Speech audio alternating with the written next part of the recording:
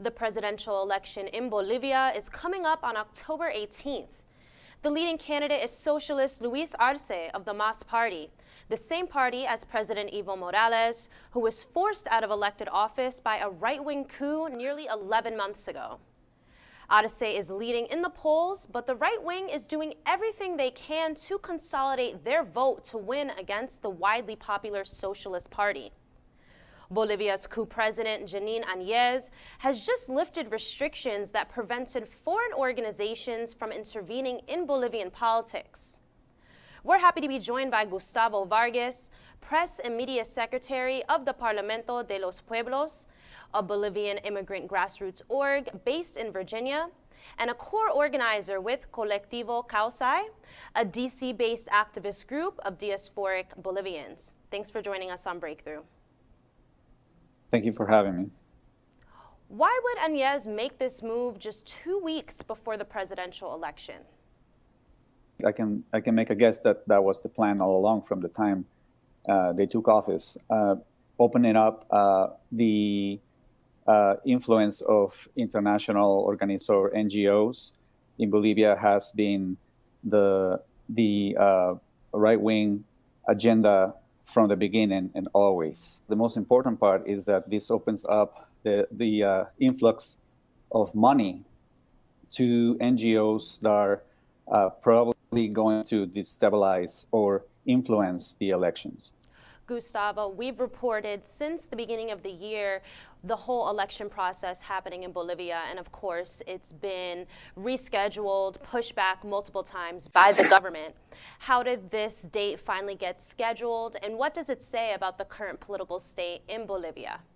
It got scheduled and passed into law thanks to the people that rose up and mobilized in blockades and strikes across Bolivia. There was also a big sector that was led by the Corporación Obrera Boliviana, the biggest labor organizing group in Bolivia.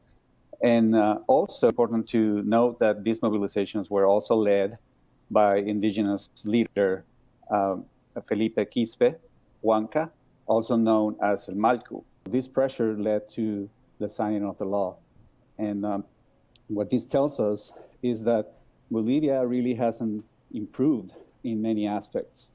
It hasn't improved because it revealed how the right operates to criminalize any mobilizations or any sort of social movements. Also, it reveals how deeply rooted racism is in Bolivia, because paramilitary and political groups like the RJC and the UJC came out into the streets to attack indigenous population that were blockading in protest. Now, the Organization of American States has a track record of false claims of election fraud in progressive Latin American countries.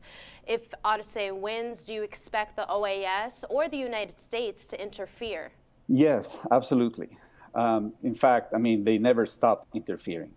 So stopping Arce from winning, at this point, seems almost impossible for us or the right-wing coup-monger junta. But that is not to say that it is possible that El MAS wins with such a big difference that they won't be able to directly intervene as they did in October of last year by making false claims of fraud. OAS Secretary Luis Almagro is ruthless when it comes to strategies, and it obeys to the U.S. imperialism. Arturo Murillo, the Interior Minister of Bolivia, just last week, was here in the U.S., had a meeting with Luis Almagro, meeting with the State Department, and had a meeting with the Banco Interamericano de Desarrollo.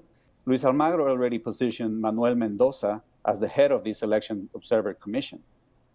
And Manuel Mendoza was the head of the previous Observer Commission last year in October. So we already know that somebody that's extremely biased and a servant of U.S. imperialism is being sent as the head of this Observer Commission. So it's impossible for me to think that the OAS and the U.S. are not going to intervene. So one last question, Gustavo. One of the claims that the right-wing candidates are making is that the MAS party brought down the economy. What was the real record under President Morales, and whose plans look better for the Bolivian people moving forward? During the MAS government, the Gini coefficient was lowered 19%. That is a gigantic lowered of the Gini coefficient.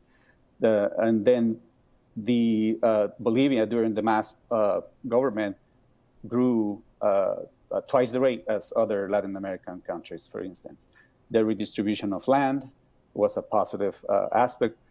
They also continuously raised the minimum wage, which tripled during their government. And also the passing of anti-racist laws, to me, are also an economic factor. Bolivia pretty much made a transition from a lower income country to a lower middle income country. The conditions which Janine Áñez's government has taken the Bolivian economy to are so deplorable and so terrible that I don't see anyone coming up with a good plan to actually successfully and short-term help the Bolivian economy. But I have to mention that at least Luis Arce's intention to not receive foreign handouts, meaning not receive IMF impositions, therefore not be subjected to U.S. and imperialism through the IMF, are probably is probably the best route to go to come out of the extreme deplorable conditions of Bolivia. So what Bolivia is facing right now is a few, if not more, years of economic crisis, regardless of who comes to power.